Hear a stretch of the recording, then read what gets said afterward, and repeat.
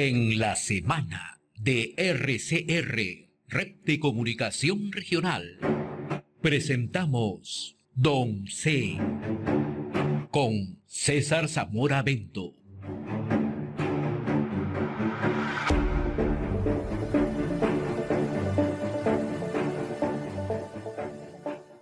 Le damos la bienvenida a esta hora a César Zamora Bento, economista y reconocido analista en temas políticos. César, buen día, qué gusto saludarte. Gracias, como siempre, por atender esta comunicación con la semana en RCR.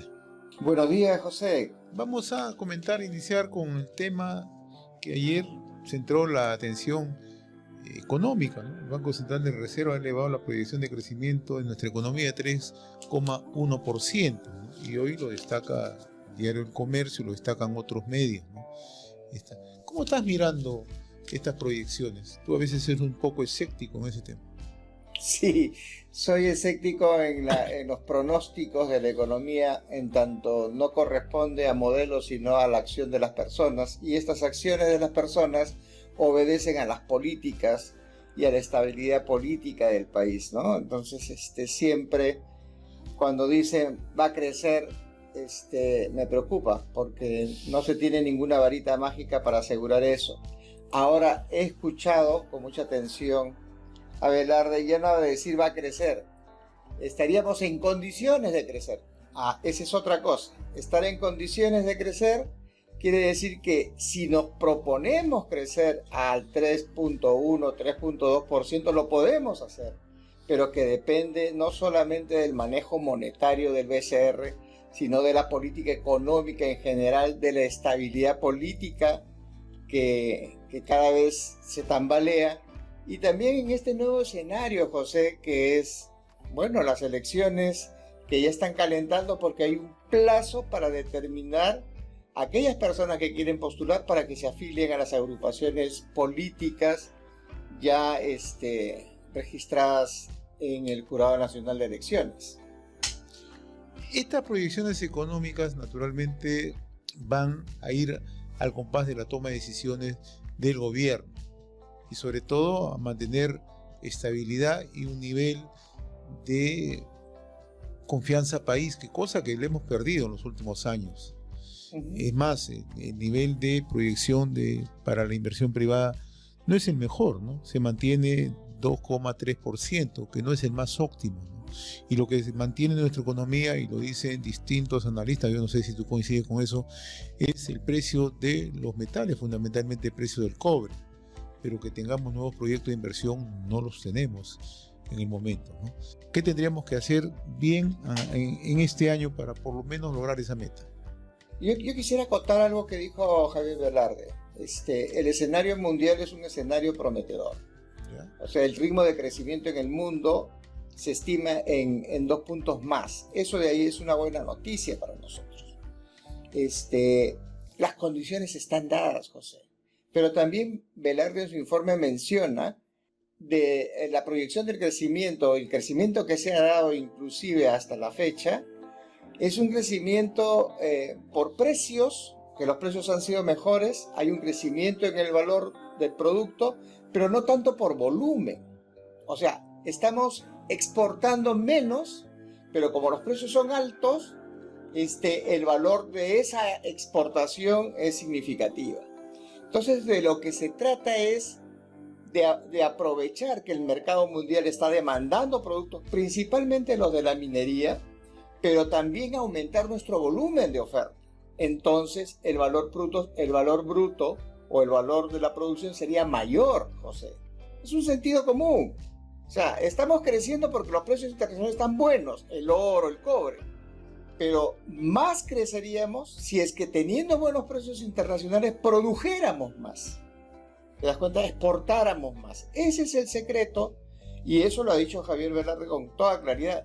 Y sobre lo segundo que mencionas, claro, pues, las expectativas de los inversionistas es baja, está decaída, porque la estabilidad política no es de las mejores en el país, y porque, como te decía hace un momento, se avecina un proceso electoral que seguramente va a tirar jaloneos por todos lados para confundir a la gente, desestabilizándola y ponerle en una condición, incertidumbre al momento de elegir a sus candidatos, ¿no? Bueno, en el tema que mencionabas, el tema de la relación que hay entre economía y política, tú mencionas que se pueden generar escenarios adversos con lo que está ocurriendo ya con los reacomodos políticos, ¿no?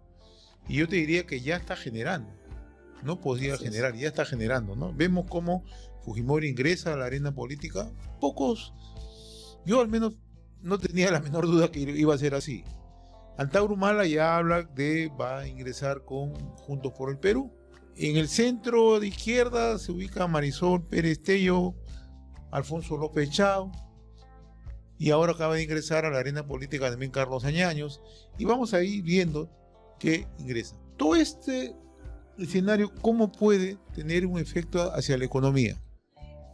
Por la incertidumbre que genera, ¿no? Por ejemplo, lo de Alberto Fujimori, yo tengo una opinión. Yo creo que él no está para ser candidato a la presidencia de la República, pero sin embargo su solo anuncio de haber puesto su firma inscrito en el partido Fuerza Popular ya genera todo este tipo de comentarios y este tipo de expectativas. Inclusive discursan sobre eso, ¿no? Que él va a ser capaz de resolver el problema de la delincuencia como lo hizo.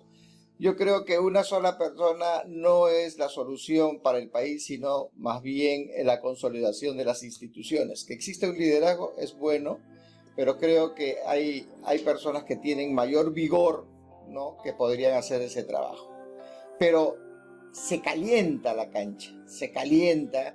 La participación de Carlos Añaños también es una participación importante, y todo el frente del caviaraje de la izquierda también está haciendo lo suyo, inclusive los ya trastornados, los que quieren hacer cambios revolucionarios, ¿no? Fusilamientos y todas esas cosas que les encanta, también están en su cuota de participación. El asunto es la respuesta que le está dando la gente a esas manifestaciones. Y la respuesta yo hasta ahora la veo más por los medios de comunicación que por la propia gente. La propia gente, la gente de a pie, está más concentrada en sus problemas cotidianos, en los problemas del día a día, en los problemas de cómo conseguir mis ingresos. Y los empresarios están preocupados porque en realidad en el país tú y yo sabemos que cualquier cosa puede pasar cuando se trata de elegir a nuestras autoridades. Y no solamente lo eligen por sus cualidades, sino también por amañamientos, por una serie de artilugios que se producen en una contienda electoral que a la postre hace o inducen al individuo a votar de manera errática, como lo hemos apreciado. Por eso el Perú, siendo un país tan lleno de oportunidades, difícilmente logra concretar alguna de ellas. Esa es la relación entre política y economía. Y voy a seguir, pero ya extrapolando al lado del Congreso.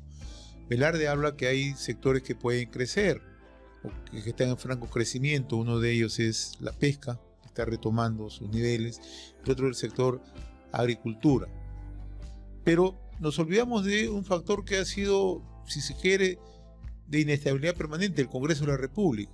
Tenemos que prender velas para ver qué hace el Congreso, ya por el tema de las reformas, de pensiones, ya por el tema de tomar medidas para generar, ¿no?, desembolsos económicos en distintos rubros, etcétera, etcétera. Ese es un tema que preocupa mucho a Javier Velarde, porque ellos son los responsables, el BCR es el responsable del manejo monetario del país, de la política monetaria del país.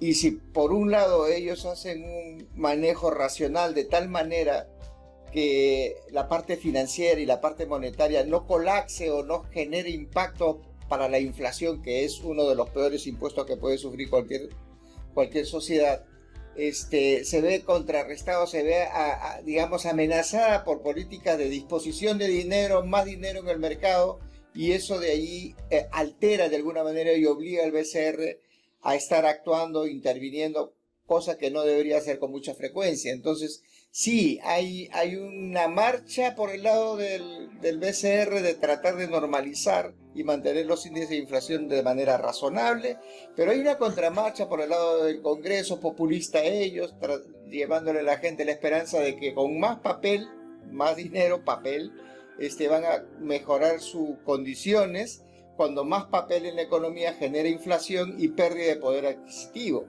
Entonces sí, no hay una sintonización adecuada entre el carácter técnico del BCR y las decisiones políticas que se dan en el Congreso.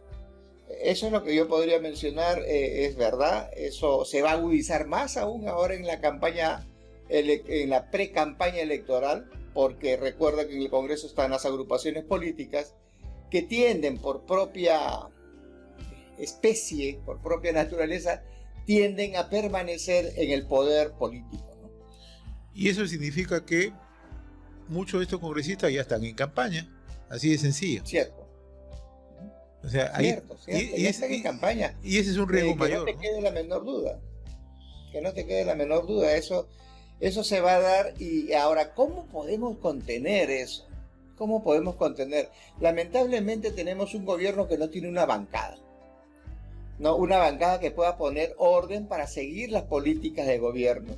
Y entonces tiene que sujetarse, tiene que dejarse llevar, tiene que zarandearse al ritmo de lo que las agrupaciones políticas que le dan soporte a la presidencia de la República y al gabinete hagan lo que les parece. Entonces allí ese es el pecado. No puede haber un gobierno, y eso que sea como una lección aprendida, no puede haber un gobierno que no tenga una bancada política que estabilice políticamente la política económica y social de los gobiernos. Muy bien, mi estimado César, como siempre, muchas gracias por atender esta comunicación semana a semana a través de Don C. Ha sido un gusto conversar contigo, César, muy amable. Don C. con César Zamora Bento.